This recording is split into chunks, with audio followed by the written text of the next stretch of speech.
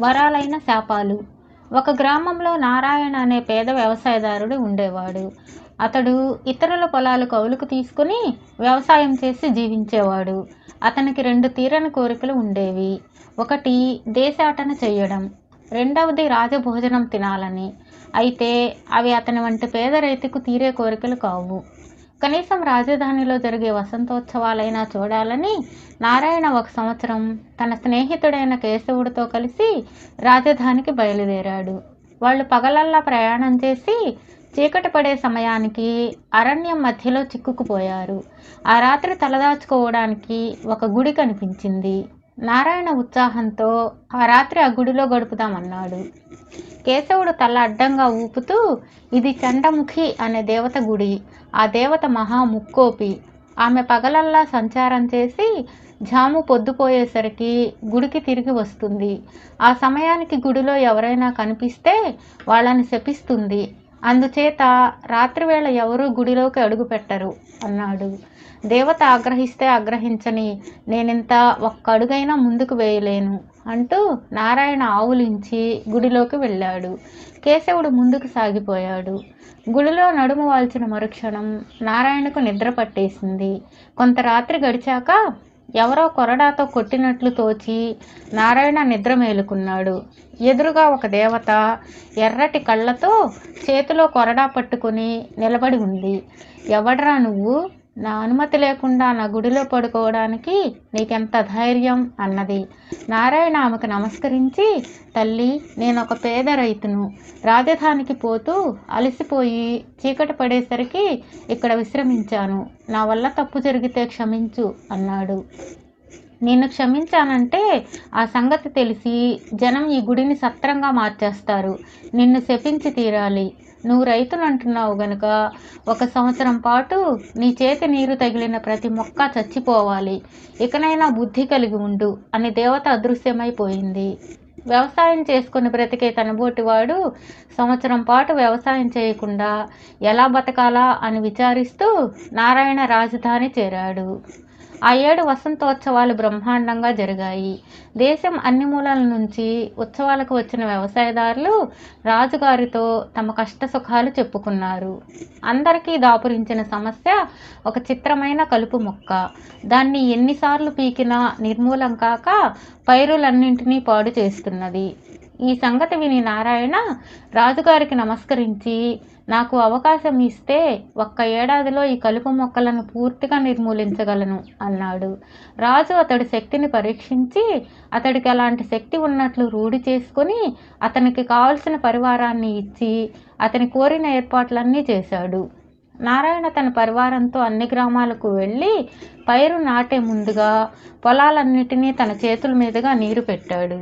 అప్పటికే చేలో ఉన్న కలుపు మొక్కలన్నీ పూర్తిగా నశించిపోయాయి. ఈ విధంగా నారాయణ కోరికలు నెరవేరాయి. అతను 1 ఏడాదిలో దేశమంతా పర్యటించి గొప్ప సత్కారాలు పొందాడు. రాజుగారు అతడికి 100 ఎకరాల భూమి ఇనాముగా ఇచ్చారు. మరుసటి సంవత్సరం కూడా నారాయణ వసంతోత్సవాలకు రాజధాని పోతూ చండముఖి ఆలయం దగ్గరకు వచ్చేసరికి చీకటి పడటం చేత ఆలయంలోనే విశ్రమించాడు. ఒక రాత్రి వేళ దేవత ప్రత్యక్షమైంది. నారాయణ ఆమెకు నమస్కరించి, తల్లి, నీ శాపం వల్ల ఎంతో లోకోపకారం జరగడమే కాక నా కోరికలన్నీ తీరాయి. దేశాటన చేసి రాజభోజనం తిన్నాను అన్నాడు. చండముఖి కళ్ళు నిప్పులు రాల్చుతూ, మూర్ఖుడా, మళ్ళీ నన్ను కవ్వించడానికి వచ్చావా? ఈ సంవత్సరం నువ్వు నడిచిన మేర నిలువులోతు గొయ్యి పడుతుంది. నీకు ఎవరైనా పెట్టితే తప్ప తిండి ఉండదు. ఇదే నా శాపం అని అంతర్ధానమైంది. తాను కదలడానికి లేదని గ్రహించి నారాయణ తెల్లవారిందాకా ఆ గుడిలోనే కూర్చుని ఒక ఉపాయం ఆలోచించాడు. తెల్లవారుగానే ఆ దారిని పోయే మనిషితో రాజుగారికి కబురు చేసి ఒక పల్లకీ తెప్పించుకొని అందులో వెళ్ళి రాజుగారి దర్శనం చేసుకుని తన శాపం గురించి వివరంగా చెప్పి దానివల్ల లాభం పొందే ఒక పథకాన్ని రాజుగారికి సూచించాడు. అదేమంటే, రాజ్యంలో తవ్వవలసిన పంట కాలువలన్నీ ముగ్గులతో గుర్తు పెడితే నారాయణ వాటి వెంట నడుచుకుంటూ పోతాడు. అతని వెనకనే నిలువులోతు కాలువలు వాటంతట అవే ఏర్పడతాయి. ఈ పథకం అమలు జరిగింది. నారాయణ కాలువల కోసం నడిచినప్పుడు పల్లకీలో ప్రయాణం చేశాడు. అతను ఎక్కడ ఉన్న రాజభోజనం బంగారు పాత్రల్లో అతను ఉన్న చోటుకే వచ్చేది.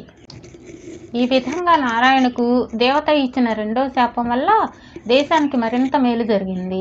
ప్రయాస లేకుండా అతి స్వల్ప ఖర్చుతో దేశమంతటా పంట కాలువలు ఏర్పడి ఎంతో కొత్త భూమి సాగులోనికి వచ్చింది. 3వ సంవత్సరం కూడా నారాయణ వసంతోత్సవాలకు వెళుతూ మళ్ళీ చండముఖి ఆలయంలోనే చీకటి పడే వేళకు చేరాడు. ఒక జాము పొద్దుపోయేసరికి దేవత వచ్చింది.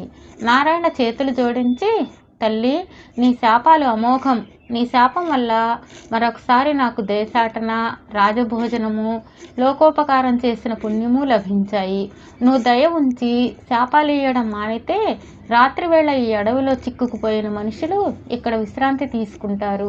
నీకు నిత్యము పూజలు జరిగేటట్లు ఏర్పాట్లు చేస్తాను అన్నాడు. చండముఖి పట్టరాని కోపంతో, మూర్ఖుడా, ఇప్పటికి 2 సార్లు నా ఆజ్ఞ ధిక్కరించి నా గుడిలో ప్రవేశించావు.